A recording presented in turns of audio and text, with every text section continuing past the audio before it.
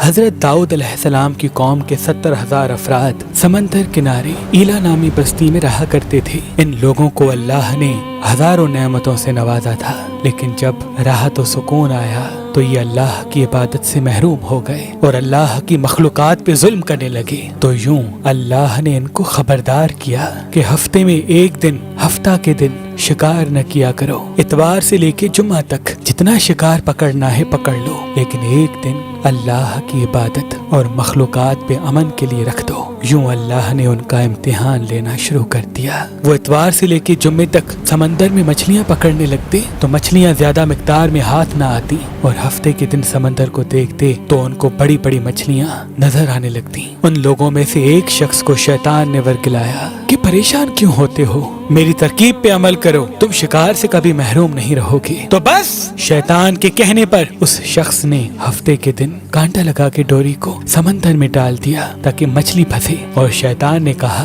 اس مچھلی کو تم اتوار کے دن نکالنا، اور یوں ہفتے کی حرمت بھی باقی رہے گی اور تمہارا شکار بھی ہو جائے گا۔ بس شیطان کی بتائی ہوئی ترکیب پہ ہفتے کے دن مچھلی پھنسی رہی اور وہ اتوار کے دن نکالتا اور خوشی سے کھاتا۔ جب آس پاس کے لوگوں نے پوچھا تو ان کو بھی یہ ترکیب بتانے لگا، اور یوں اس قوم کے کچھ لوگ ہفتے کے دن مچھلی پکڑنے کے لیے جال پھینکتے اور اتوار کے دن نکالتے، اور کچھ نے تو اس سمندر میں سے نالیاں بنا کے چھوٹے چھوٹے تالاب بنا دیے، کھڈے بنا دیے، تاکہ ہفتے کے دن جیسے ہی مچھلیاں یہاں سے گزریں تو ان تالاب میں پھنس جائیں اور ہم اتوار کو ان مچھلیوں کو نکال کے پکا کے کھائیں گے۔ اس گاؤں میں کچھ اللہ کے خاص بندے بھی موجود تھے جو کہنے لگے، اے لوگو، اللہ نے ہفتے کے دن شکار کرنے سے منع کی ہے، یہ جو تم جال پھینکتے ہو یا چھوٹے چھوٹے تالاب بناتے ہو، ان میں ہفتے کے دن اگر مچھلی پھنستی ہے تو یہ شکار ہفتے کے دن کا ہوگا۔ اللہ کے عذاب سے ڈرو، اللہ کی نافرمانی نہ کرو۔ وہ لوگ ان لوگوں کا مذاق اڑانے لگے کہ ہماری جو مرضی ہوگی ہم وہ کریں گے۔ اب ان بستی میں 3 گروہ بن گئے۔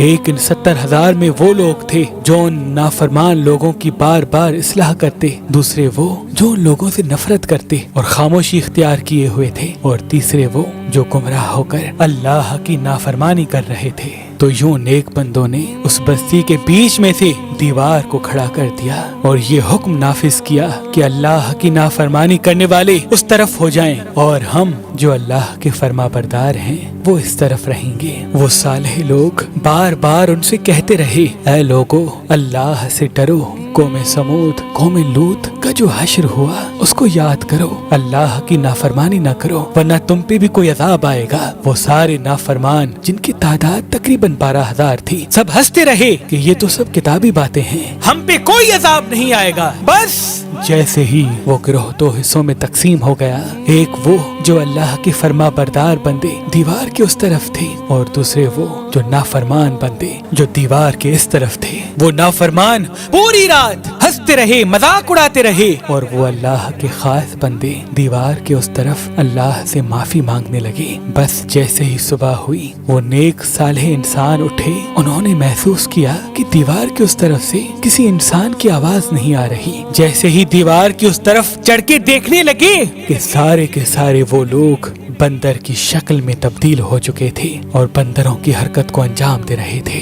وہ جو صالح لوگ دیوار سے ان بندروں کو دیکھنے لگے، ان صالح لوگوں میں سے جو ان کے رشتہ دار تھے، انہوں نے ان بندروں کے کپڑوں سے اپنے اپنے رشتہ داروں کو پہچانا اور چیخ کے رونے لگے، اللہ سے معافی مانگنے لگے۔ لیکن اللہ کا عذاب جب آتا ہے تو وہ ہو کے رہتا ہے۔ وہ 12,000 لوگ جو بندر بن چکے تھے کچھ بھی کھا پی نہیں سک رہے تھے، اور یوں 3 دن بعد وہ اس عذاب میں آ کر فنار ہو گئے۔ بے شک اللہ ان بندوں کو پسند نہیں کرتا جو اللہ کی نافرمانی کرتے ہیں۔ اے اللہ، ہم سب کو اپنا فرما بردار بندہ بنا، ہم کو ویسا بنا جیسا تو ہمیں دیکھنا چاہتا ہے۔ آمین ثم آمین۔